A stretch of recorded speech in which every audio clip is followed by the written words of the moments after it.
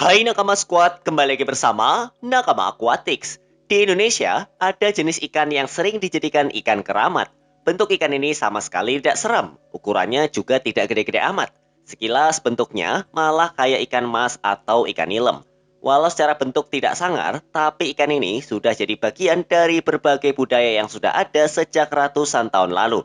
Ikan tersebut adalah ikan dewa atau ikan masyir. Sampai sekarang, ikan ini masih jadi ikan yang paling dikeramatkan. Mereka dikasih gelar kayak ini bukan hanya di satu tempat saja, tapi di banyak tempat di Pulau Jawa di beberapa wilayah lain. Usut punya usut, ternyata sudah banyak orang yang pelihara ikan dewa sebagai ikan hias. Dengan gelar dan image-nya yang unik, apakah ikan dewa bisa jadi tren dalam dunia ikan hias selanjutnya? Bab 1. Ikan hias apa ikan keramat? Pada masa kerajaan Siliwangi, berjaya hampir 500 tahun lalu, ikan dewa sudah menyatu sebagai bagian dari sejarah masa itu. Alkisah di desa Cibulan yang sampai sekarang masih memelihara ikan ini. Ada beberapa prajurit kerajaan yang tidak patuh sama aturan. Desa Cibulan jadi salah satu petilasan Raja Prabu Siliwangi. Makanya di desa ini banyak prajurit yang menjaga wilayah-wilayah kerajaan. Prajurit-prajurit inilah yang katanya tidak patuh dan mulai membangkang sama peraturan yang dibuat oleh raja. Prajurit-prajurit yang membangkang ini lalu dikutuk oleh Prabu Siliwangi menjadi ikan.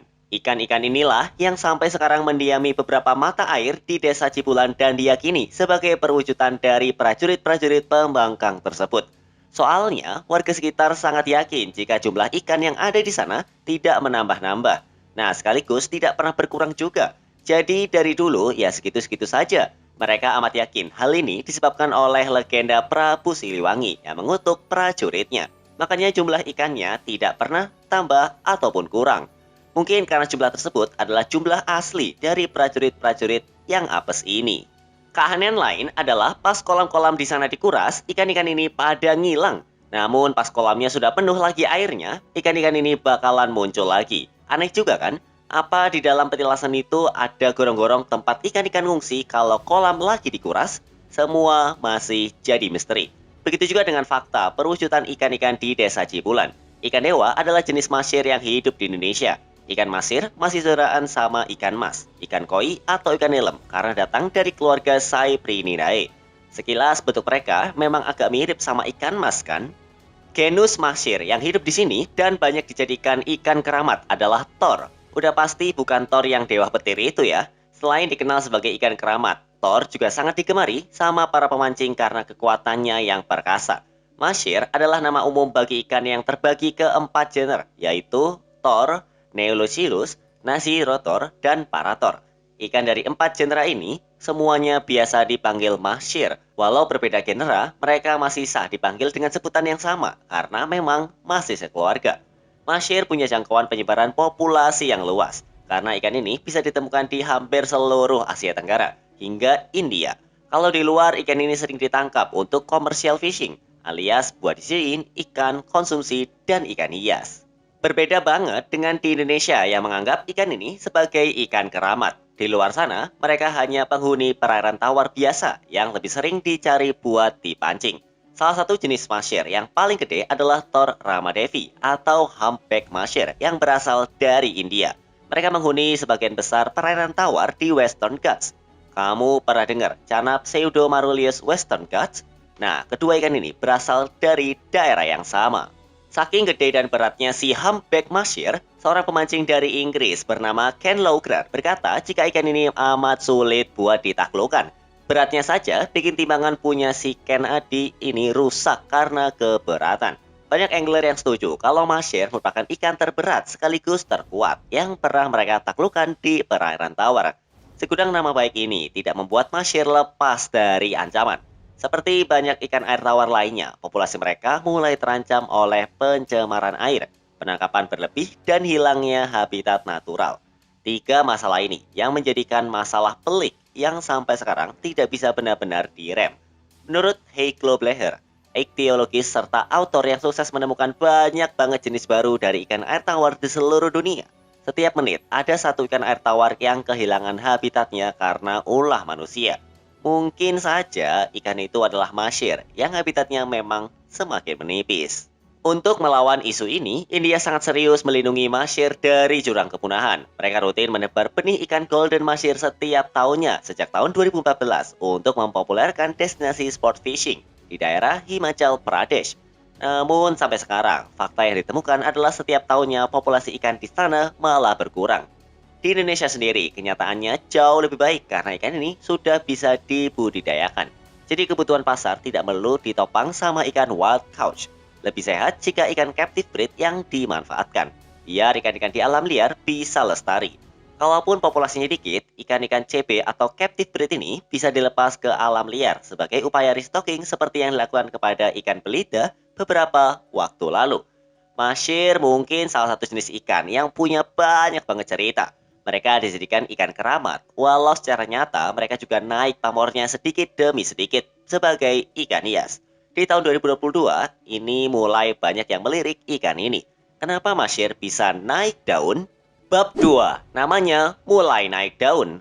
Influencer dari dunia ikan cana merupakan salah satu influencer ikan yang paling dilirik saat ini. Pada bulan Agustus lalu, Bang Fish membuat sebuah konten gerebek di mana dia dan dua rekannya, Fajar Arif dan Vincent Fishroom, mengunjungi salah satu penghobi mahsyir di Bandung bernama Gani. Di dalam konten ini terlihat ada ratusan ikan mahsyir yang berenang di dalam sebuah kolam fiber. Di dalam satu kolam ini, jenis mahsyirnya ada banyak, mulai dari yang import sampai yang lokalan. Video yang diunggah oleh Bang Fish ini sudah ditonton sebanyak 124.000 kali. Pengaruh video-video seperti ini memang sangat besar buat dijadikan sebuah acuan agar ikan ini bisa makin naik lagi pamornya. Karena ada banyak orang yang menonton dan berpotensi jatuh cinta pada ikan mahsyir. Ikan mahsyir masuk sering dijual dan masuk ke dalam kategori ikan tankmade di pasaran. Mereka masuk ke kategori ini karena perilakunya yang bukan sebagai predator, namun bisa juga memakan pakan yang biasa dimakan oleh predator karena sifatnya sebagai ikan omnivora. Jadi mereka tidak takut untuk dipelihara di dalam satu tank bersama ikan predator. Makanya di pasaran, ikan ini dimasukkan ke dalam kategori ikan tankmade bersama red face fang, caviar, dan lain-lain. Koleksi punya Om Gani memang bukan kaleng-kaleng. Beliau punya satu kolam fiber yang diisi oleh ratusan ikan mahsyir dari berbagai jenis. Ikan-ikan mahsyir ini juga punya harga yang selangit. Walau warga Indonesia mengenalnya sebagai ikan yang punya image sebagai ikan flagship, soalnya sering ditemukan di tempat wisata dan sungai-sungai lokal. Ikan mahsyir import punya Om Gani dibanderol seharga yang sama dengan Cana Barca, yaitu 25 juta untuk ukuran 60 cm ke atas. Selain Bang Fish, Fajar Arif juga jadi salah satu influencer dunia cana yang membantu mahsyir semakin dilirik di dunia maya. Karena dia punya beberapa ekor yang dijadikan koleksi di galerinya. Ikan mahsyir bisa masuk ke dalam dua kategori ikan hias. Mereka bisa jadi ikan top view, dinikmati keindahannya dari atas, atau simpelnya ikan kolam dan ikan akuarium. Karena punya bentuk tubuh yang panjang dan sirip berwarna, mahsyir bisa dinikmati di kolam ataupun akuarium. Sekarang, konten-konten di YouTube tidak cuma memperlihatkan mahsyir sebagai ikan tangkapan orang mancing saja. Banyak video yang berisi ikan-ikan mahsyir di dalam akuarium. Jadi secara image, saat ini mahsyir sudah mulai bergeser dari ikan pancing dan ikan keramat menjadi ikan hias. Bab 3. Apakah ikan mahsyir bisa jadi tren? Di tahun 2022 ini, belum ada jenis ikan baru yang mengebrak dunia ikan hias. Setelah gebrakan cupang dan cana di tahun 2020 kemarin, praktis saat ini para penghobi hanya menikmati hype yang sudah berlangsung selama 2 tahun. Belum ada lagi ikan yang sanggup membuat antusiasme dan hype sebesar cana dan cupang di tahun 2020. Jadi ada peluang buat ikan jenis baru yang belum pernah ngetren sebelumnya agar bisa naik dan menanjak pamornya. Akankah ikan mahsyir yang jadi jawabannya? Menurut aku, ikan-ikan yang biasanya menjadi tren yang besar pasti lahir dari golongan ikan predator atau ikan yang agresif. Ambil contoh cupang. Cupang punya segala faktor untuk jadikan ikan hias yang punya nama besar. Mereka warnanya bagus dan punya sisi agresif yang membuat ikan ini bisa jadi interaktif kepada pemiliknya. Yang bikin orang cepat bosan adalah ikan ini berukurannya kecil. Nah, problem tersebut dimanfaatkan oleh cana yang secara fisik bisa jauh lebih besar dari cupang. Instingnya juga lebih galak karena mereka adalah ikan predator. Lalu cana bisa juga jadi ikan hias yang interaktif. Cana dan lohan punya banyak kesamaan yang poinnya yaitu berwarna menarik. Punya tantangan tersendiri untuk memolesnya jadi makin bagus, serta galak dan interaktif. Penghobi lebih menyukai ikan yang galak karena sensasinya yang hadir saat ikan-ikan itu diberi makan. Sementara itu, tren atau budaya yang skalanya lebih besar sebenarnya punya ikan non-galak, yaitu koi. Tapi menurut aku, koi sudah tidak jadi tren karena pamornya sudah stabil dan malah beralih ke sebuah budaya. Umumnya, buat mereka yang punya kolam, ikan pertama yang ada di dalam pikiran pasti ikan koi. Ikan koi selalu stabil pamor dan harganya di pasaran, sama kayak ikan arwana, karena keduanya udah menjadi sesuatu yang melebihi tren.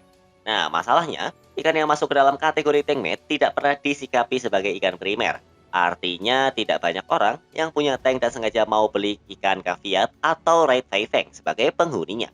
Sudah pasti mereka punya beberapa ikan predator lain yang dijadiin ikan primer. Nah, ikan tankmade ini bisa dibeli buat dijadikan pelengkap. Walau banyak ikan tankmade yang harganya lumayan mahal, tapi mereka tidak pernah benar-benar disikapi sebagai ikan primer.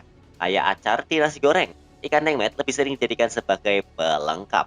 Tapi, Mashir punya beberapa kelebihan yang bisa bikin ikan ini amat digilai. Pertama adalah mereka punya banyak jenis. Cana, cupang, dan lohan bisa begitu digilai karena jenisnya ada banyak. Jadi penghobi bisa memilih ikan mana yang memikat hati. Mashir juga begitu, tidak kayak ikan teknet lainnya yang umumnya cuma punya satu jenis serta beberapa varian. Mashir punya jenis yang banyak. Total Mashir punya 48 jenis ikan yang masuk ke dalam 4 genera. Jumlah ini bahkan mendekati spesies Canidae atau Cana yang punya 50 jenis yang sudah terdeskripsi. Jika Mashir sukses menjadi sebuah tren, mereka akan masuk ke dalam tren ikan kolam seperti koi daripada tren besar dan masif kayak Cana atau cupang. Karena ikan ini tumbuh begitu besar, jadi peliharanya sudah pasti tidak sepraktis Cana atau cupang yang cuma butuh kapasitas akuarium 60 kali 30 cm. Namun sampai saat ini, Mashir belum mencapai titik popularitas yang tinggi, tapi namanya memang semakin banyak yang ngomongin. Kesimpulan, apakah ikan Mashir bisa jadi ikan tankmade pertama kali ngetren? Jawabannya bisa saja, namun skalanya mungkin tidak akan bisa sebesar Cana dan cupang, karena untuk melihara Mashir butuh lahan yang tidak semua penghobi miliki, dan juga warna mereka tidak se-eye-catching Cana atau cupang dan ikan koi. Namun, ikan Mashir aku yakini bisa memiliki niche atau pasarnya sendiri, terutama buat mereka yang punya kolam dan sudah terlalu bosan dengan koi. Mashir bisa jadi pilihan utama. Bagaimana menurut kamu? Apakah ikan Mashir bisa jadi tren? Tulis di kolom komentar. Sampai jumpa di video-video Nakama Aquatics selanjutnya.